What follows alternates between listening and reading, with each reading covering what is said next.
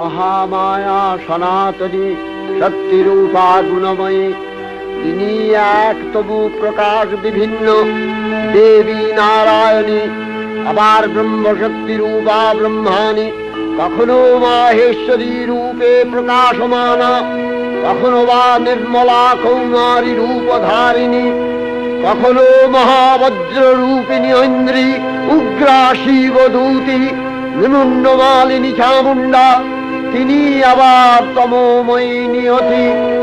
এই সর্বপ্রকাশমানা মহাশক্তি পরমা প্রকৃতির আবির্ভাব হবে সপ্তলোক, তাই আনন্দমগ্ন। বাজলো তো